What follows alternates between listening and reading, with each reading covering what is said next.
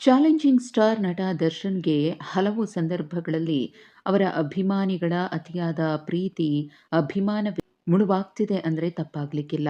ಹೌದು, ದರ್ಶನ್‌ರ ಪತ್ನಿ ವಿಜಯಲಕ್ಷ್ಮಿಯವರು ಕೂಡ ಹೊರಹಾಕಿದ್ದಾರೆ.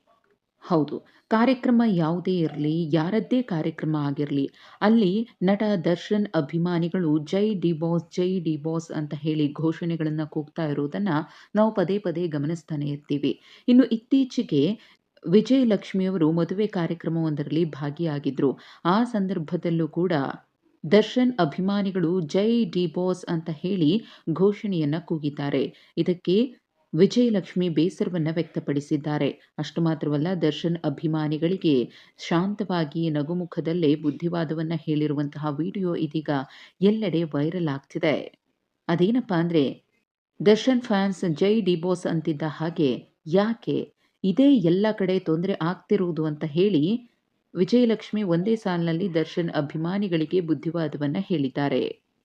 ಅಂದ್ರೆ ದರ್ಶನ್ ಅಭಿಮಾನಿಗಳ ವರ್ತನೆ ಹೇಗಿರುತ್ತೆ ಅಂದ್ರೆ, ಹಲವು ಸ್ಟಾರ್ ನಟರ ಕಾರ್ಯಕ್ರಮಗಳಲ್ಲೂ ಕೂಡ ಅಥವಾ ಯಾವುದೇ ಕಾರ್ಯಕ್ರಮಗಳಿರಲಿ, ಆ ಕಾರ್ಯಕ್ರಮಗಳಲ್ಲಿ ಜೈ ಡಿ ಬಾಸ್, ಜೈ ಡಿ ಬಾಸ್ ಅಂತ ಘೋಷಣೆಯನ್ನ ಕೂಗ್ತಾ ಇರ್ತಾರೆ. ಇದು ಹಲವರಿಗೆ ಅನೇಕ ಸಂದರ್ಭಗಳಲ್ಲಿ ಮುಜುಗರವನ್ನ ಕೂಡ ಉಂಟು ಮಾಡಿದೆ. ಸಿಟ್ಟಿಗೂ ಕೂಡ ಕಾರಣ ಆಗಿದೆ.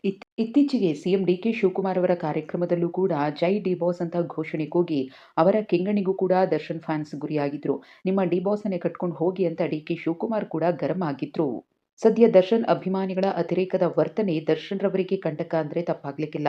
ಹಾಗಾಗಿ ವಿಜಯಲಕ್ಷ್ಮಿ ಅವರು ಹೇಳಿದಂತಹ ಮಾತನ್ನ ದರ್ಶನ್ ಅಭಿಮಾನಿಗಳು ಸೀರಿಯಸ್ ಆಗಿ ತೆಗೆದುಕೊಂಡು ಸಿಕ್ಕಲ್ಲಿ ಜೈ ಡಿ ಬಾಸ್ ಅನ್ನೋ ಘೋಷಣೆ ಕೂಗೋದನ್ನ ಕಮ್ಮಿ ಮಾಡ್ತಾರಾ ಅನ್ನೋದನ್ನ ಕಾದ್ ನೋಡ್ಬೇಕಿದೆ.